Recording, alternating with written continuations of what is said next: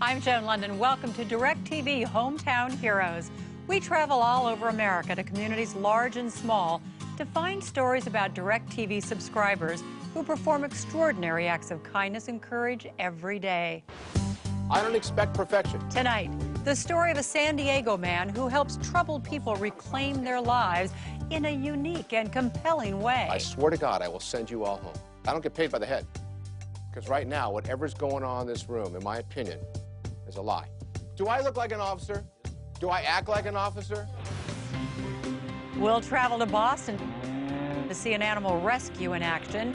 Yep. 1, 2, 3. We're going to bring it to a bovine veterinarian and make a determination if the cow can be saved or it might have to be put to sleep humanely. And get to know 2 children from Michigan who've learned you're never too young to reach out to others. It's all good stuff right here. They're gonna enjoy it. It's nice to have people like that to be considerate of other kids that are sick in the hospital. Right on. This is DirecTV Hometown Heroes. People get ready, there's a train a-coming, picking up passengers from coast to coast. All you need is faith to hear that diesel humming. You don't need no ticket, you just get on board. We begin tonight with a powerful story about personal transformation. 20 years ago, the man you're about to meet nearly committed suicide. Correspondent Grant Goodeve introduces us to Scott Silverman, who, after being given a second chance at life, now gives others that same chance. San Diego, California. It's known as America's finest city. But it also has a homeless population of nearly 10,000 people and thousands more on probation or parole. Many of them just need a second chance. This man gives it to them. Right here, right now, is where you have to start practicing what you want to do the rest of your life. His name is Scott Silverman, and he doesn't always play nice. You know, I watched you all come in. How many of you smiled at me? 95% of you did not even look at me, let alone smile at me. Scott is the founder of Second Chance, a nonprofit organization that uses intensive instruction to prepare more than 20,000 people for re-entering society. I swear to God, I will send you all home. I don't get paid by the head. If only one person graduates, so I will have done my job. Scott was very intimidating at first. It's not easy looking at your faults, but that's what they're supposed to do. They toughen you up to where you're able to accept what comes your way, you know? What I do is help provide job opportunities and affordable housing for people that are chronically unemployed, the hardest to employ, never been employed, and some of the biggest knuckleheads you can find in the community. Scott told me his hard-nosed approach has its roots in his own dramatic backstory. All right, let's take a 15-minute break. You're all green-lighted, good to go. We'll finish the day. 23 years ago, after 2 decades of substance abuse, he nearly ended his own life by jumping out of a skyscraper. I sat on the windowsill, took a deep breath, and I said, you know, 2, 3 inches back, I make a fall. There's no way I'm surviving it. There won't be any pain. It'll all be over with. And as I'm pushing myself out the ledge, the guy's office I'm in walks in. He says, what are you doing? You're going to fall out the window. I mean, divine intervention. To this day, do you know what might have happened if he hadn't walked in? Oh, I know we wouldn't be sitting here talking. Is that right? No, I'm certain of that. I was ready to end my life. Instead, Scott went into rehab and decided to devote his life to helping others get what he'd gotten, a second chance at life. You have a motto for your work at Second Chance. Mm-hmm. And what is that? It's called Tell Me No, I Dare You. When you're trying to help people, you hear no a lot. And actually, the people we serve, when they're trying to get help, they hear no a lot. So the whole concept is how to take no and turn it into a yes. Second Chance turns no's into yeses by providing job readiness training, housing for sober living, and mental health and employment support for people ready to turn their lives around. Well, this is where we have all of our computers, and what we do in here is we give everybody access to the internet. They can do job search, They can do their resume cover letters here on word processing software, and by having access to the internet, they can find out where the leads might be and then follow up, and they can get emails from employers, communicate back and forth. So this gives them an opportunity to have another mechanism for communication. Their truth, your truth, and the truth. Though they follow up with each graduate for 2 years, the main process only takes 3 weeks. And it all begins with mandatory enrollment in a job-seeking program called Strive. Support and training result in valuable employees. Now, I don't expect perfection, and I told you when I met you, I'm looking for baby steps. Then there's 120 hours of classroom study. During that 3 weeks, we teach people how to keep a job, how to be successful in the interview process, how to develop the proper eye contact and the smile and what to say, how to hear a question, how to answer it correctly, and how to speak to what it is they really want to do. Let's go back to work. After that, each second chance student is given a professional wardrobe. Try that on. We talk about the dressing for success, and we talk about how important it is to look professional. That's perfect. You like that? Nice color. How do you feel in it? I feel real confident. Really? And it feels comfortable. Nice job. Thank you. Common respect. That's what you've been learning the past 2 weeks. All along, there's guidance, input, and feedback from Scott and his staff. Is he trying to really go over the top with me? Is he really serious? Sam Hinkle came to Second Chance after spending years in prison and on drugs. At first, he doubted the program could help him. My life was so messed up that, I mean, it's taken years to get it this messed up. What can these people possibly do in 3 weeks that I haven't been able to do in 43 years? I mean, that was my idea. While attending the program, Sam, like dozens of other students, has been living in an apartment provided by Second Chance. This is my living area. It's pretty simple. It's got a bathroom over there. It's not too much space, but the accommodations are wonderful. Nice firm bed, TV, and it's comfortable. It's real nice here. Hang on a second. What did you just hear in his voice? As he neared graduation, Sam told me that Scott has given him an opportunity for a new life. If it wasn't for Second Chance, I would probably be under the 17th Street Bridge. That was where I lived before I went to jail, and I didn't have a place to go. Jennifer Haday graduated from Second Chance in 2005. Soon after, she got a job here at NASCO, a division of General Dynamics. I'm the lead man for the receiving area. I offload containers when they come in, record them in our logbooks, and then I receive the material. Jennifer has come a long way since those very first days here at the warehouse. She now can tell you what part goes on what part of the ship, how many of them we got, and where they are. She's learned a lot. Jennifer's done a great job. I love it. I wouldn't trade this job for nothing. A steady job, a nice apartment, a better life. Jennifer says it's all thanks to Second Chance. If I hadn't gone through Second Chance, I probably wouldn't have been able to handle this much responsibility because they've made me believe that I could do more with myself than I had thought I could do with myself. So yeah, I'm glad I went through the program. They've helped me out a lot. For Scott, stories like Jennifer's make it all worthwhile. And every 3 weeks, he sends another class full of people just like her on their way. What is it like to see someone come through and graduate? A grown person, they've been institutionalized 25 years of their life. And they're 47 years old, and they've never graduated from anything in their life. And today they're graduating from something for the first time. I can't think of any other moment throughout the day, week, or month, or year that makes me feel more special. Samuel Hinkle. Today is special for Sam Hinkle. He's getting his diploma and embarking on his new beginning. I see myself in the future with a family. I see myself gainfully employed. But even more than that, I see myself as a contributing member of society, giving back, doing the things that I never could do before. For the last 15 years, there have been nearly 25,000 graduates just like Sam. People who needed a second chance and got it, thanks to Scott. Scott plays a big role. I mean, he has an outlook, he has plans. People think that they can't achieve goals in their life when they can. He helps you do it. He's a wonderful mentor. I mean, if there was somebody that I could emulate, he would be a wonderful person to try to model after because he's passionate about what he does, and what he does is effective. And he won't take no for an answer, and I admire that. So what do you say to someone who calls you a hero? I say, stop it.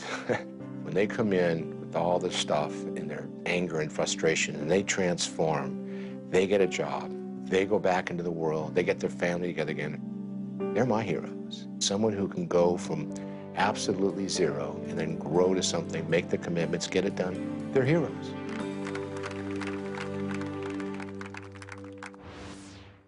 Scott recently wrote a book about his experiences called Tell Me No, I Dare You. For every book he sells, he's donating $1 to Second Chance. His unwavering commitment to people who just need a second chance makes Scott Silverman a DirecTV hometown hero. Coming up next, when an animal's in trouble anywhere in Boston, the Animal Rescue League is soon on the way. They can be severely injured, and it's amazing how they mentally come back and physically come back. And later, we head from the East Coast to the Midwest, where a brother and sister bring joy and hope to hospitalized children. Hi,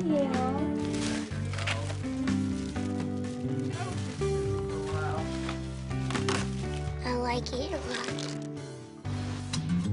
For more information on these and all of our stories, go to directv.com/heroes. You're watching DirecTV Hometown Heroes. I'm Joan Lunden. We've all heard stories about cats being rescued from trees, but how do you help horses trapped in a flood or an abused elephant? Well, our correspondent Jennifer Santiago has the story of a man who never met an animal he wouldn't try to save. Boston, Massachusetts, birthplace of the American Revolution, and home to plenty of people who love their pets. But Alan Borgel of the Animal Rescue League of Boston sees another side of our obsession with animals. These are the puppies, so somebody dumped them out of a box on 128 on the highway. Every day of the year, rain or shine, Alan is there if an animal is in distress, whether it's a tiny kitten, We're heading to Ipswich, Massachusetts. or in this case, a 3,000-pound cow. Been down for 3 days, it's dehydrated. This is Snowflake, a 9-year-old cow who's been unable to stand for more than 72 hours. We're gonna bring it to a large animal hospital and make a determination if the cow can be saved or it might have to be put to sleep. Alan's been down this road before. He knows to expect the unexpected. Not a 9-to-5 job, I keep telling people that. For Alan, it's much more than just a job. It's been his entire life for more than 30 years.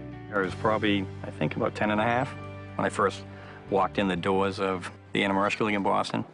After starting as a volunteer, Alan worked his way up the ladder, and now he's the top dog at the Rescue League. So she's not laying on her side, right? It's a nonprofit organization dedicated to saving animals from cruelty, suffering, and neglect. He's scared. It's a job Alan does with no expectation of rewards or pats on the back. He has a reputation. It's synonymous with animal welfare. Think of Alan as the long arm of the animal law. He does whatever it takes to help animals. Yeah. We have full police powers to investigate animal cruelty cases and neglect cases. Okay. We have arrest powers. Hey, Diane, it's Alan. Any word? And then I'll go down there myself, all right? Tonight, there's nobody to arrest, but Snowflake is in dire straits and needs to be transported to Tufts University Animal Hospital, the best in the area. We were able to back up right to where the cow was down. We used our rescue glide. We were able to get her right on that and winch her in. She loaded very easily, a very gentle cow. She's won a lot of shows, and the owner seems very upset. So I think the job is let's get her to Tufts and see if they can save her. Sometimes helping animals calls for extraordinary measures. In 2004, floodwaters raged through Middleton, a suburb 15 miles from downtown Boston. Nancy Hart's horses were trapped inside their barn. Oh my God, it was surreal. We just never expected to have 14.5 inches of rain, and this whole place was underwater. There was 5 feet of water on the road. It was unreal. We weren't sure how we were going to get the horses out. Then Alan had an ingenious idea. A Zodiac boat, we cut the floor out, and we used that to float horses and ponies on water. So they basically clip them in, we cut the backs off and the floor, and that's how we got the pony out. It was good that they came. Hello. No, too bad. How are you? You look good. So. I can't even thank them enough, you know, from the bottom of my heart. I can't thank them enough. She came to our gala and she got all emotional. Oh, I couldn't even talk at the gala. Hey, buddy. Rescuing horses is one thing. Boy, huh? But how do you rescue an elephant? For Alan, it's all in a day's work. Ruthie was a retired circus elephant trapped in abusive conditions on a farm outside of the city.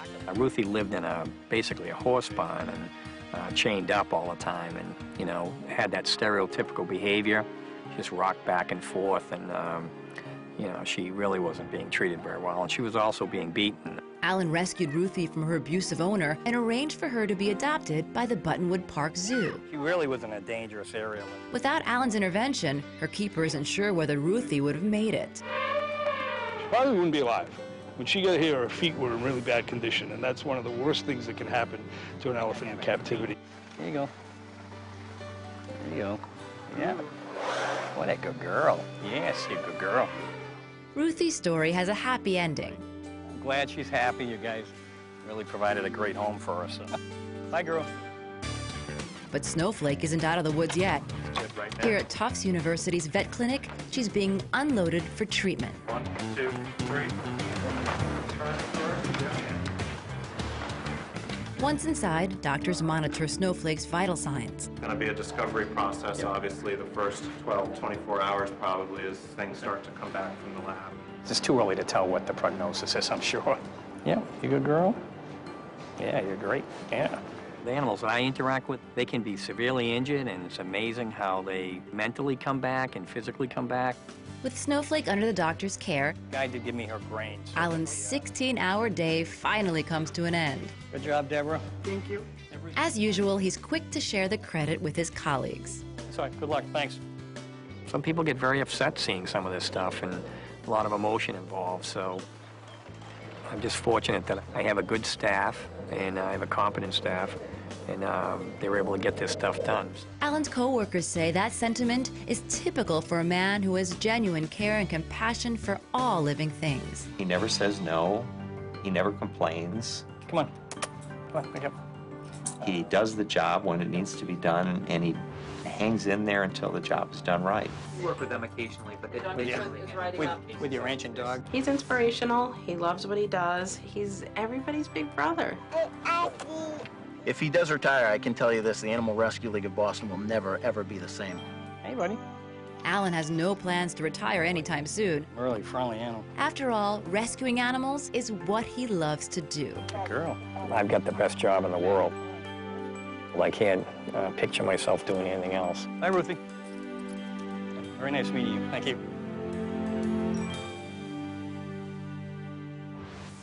The Animal Rescue League recently wrapped up the largest law enforcement rescue case in its 109-year history. Thanks to them, 104 puppies are now safe and sound. For his tireless efforts on behalf of animals large and small, Alan Borkel is a DirecTV hometown hero. Coming up next, meet a brother and sister not even out of middle school who formed their own nonprofit group to help children in need. It just makes me feel really good because these kids are really sad. We just give them bundles of stuff. A box of crayons and coloring books can do a lot to one person. To nominate a hero, go to our website at directv.com/heroes. Our next story is all about children helping children. Thanks to the brother and sister you're about to meet, thousands of hospitalized youngsters across the country know that generosity has no age requirement. Rachel Campos-Duffy has the story. Kalamazoo may be the largest city in southwest Michigan, but it feels more like a small town. A perfect place for two young children with very big hearts to grow up. Ready? Go get it! Go get it! Meet 13-year-old Emily Leanwand, an aspiring ballerina. I really can't do this without music. Her 12-year-old brother Matt loves to play his new guitar. They're typical kids with busy schedules, yet they still find time to shoulder a big responsibility. I am a co-CEO. If there's only a few people singing, then I think everybody should get a prize. Yeah, because... In fact, Matt and Emily together run Crayons for Kids, a nonprofit organization that gives toys, games, stuffed animals, and movies to hospitalized children. Tonight, they're hosting a very special fundraising event in their home. 187, 188, 189. We'd like to thank everybody for coming. It's really nice of everybody to come and donate to Crayons for Kids. Their story begins in 2001 when Matt and Emily were just 5 and 6 years old. Their father, a pediatric surgeon, took them to the hospital on weekends. Perfect. My dad would work all the time, and me and my brother would go with him to the hospital, and there would just be like a bunch of kids. They didn't really have anything to do. I remember seeing these kids really sad. They told me how bored the children looked, and they said, we must be able to help them somehow. So me and Emily came up with this idea to donate crayons and coloring books to these kids. Those pencils? Our school found out, and churches found out, and the postman found out, and we ended up having to rent a truck. Please excuse the mess down here. We've got the stuffed animals over in that corner. We've got girls' stuff over here. The family basement quickly became Crayons for Kids headquarters. And as Matt and Emily grew, so did their responsibilities. I'm pretty much the head of the company with my sister. We pretty much make all the decisions. So what's the word? Who are we going to be exciting their lives today? Thanks to donations, Matt and Emily are able to acquire thousands of gifts for seriously ill children around the country. Each and every request gets a personal touch. Emily's writing it down. 10-year-old girl named Evalicia. How do you spell that? My dad will say, we have an 8-year-old girl who likes horses. Do we know anything special that she likes or doesn't like? And we go down and we pretty much go to that specifics. Oh, this one's cute for a girl.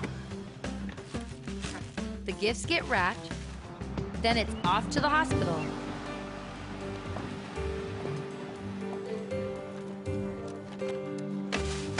It's all good stuff right here. They're gonna enjoy it.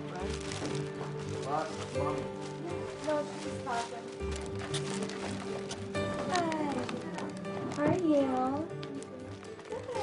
Today, they're delivering packages to Davion Bring some toys. and Evalicia. Okay. You like lip gloss and stuff? The recipients aren't sure, is this for me?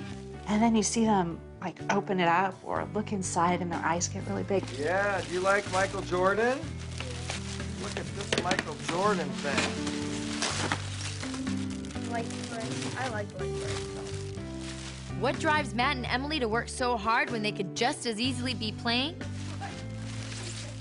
It's this. It's cool. The appreciation of children like Davion and Evalicia when they open their gifts. I like it a lot. It just makes me feel really good because these kids are really sad. They have nothing to do, and we just give them bundles of stuff. Thank you so much. You're welcome. Enjoy it. Over the years of running Crayons for Kids, Matt and Emily say they've learned valuable lessons.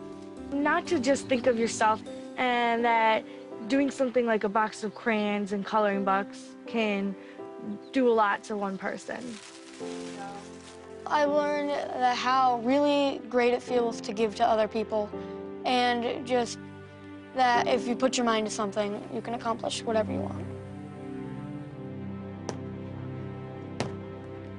And for the parents of Davion and Evalicia, a visit from Matt and Emily is a reminder that even strangers can truly care. That's really, really, really neat. We don't even know who those kids are, do we? Well, that's just wonderful. It's nice to have people like that to be considerate of other kids that are sick in the hospital. We hope this makes your stay in our little hotel a little bit more fun. I think it's really neat that they care about somebody that they don't even know. That's what I was telling him. These kids brought him this stuff and they don't even know, who he is. And he spent a lot of time in the hospital for his asthma, so it's just really cool. Like Christmas. Pretty cool. Crayons for Kids recently hosted their biggest fundraiser ever, gathering $5,000 and 5,000 toys. For showing us you're never too young to reach out and help others, we're pleased to call Matt and Emily Linwan DirecTV Hometown Heroes. And finally, tonight's Hero Update. Last season, we introduced you to Jody I, the co-founder of Clothes to Kids, a nonprofit organization that provides free clothing to needy children in Clearwater, Florida. Jody says that since then, things have only gotten bigger and better. We'll have more about that. But first, take a look at this. That's cute.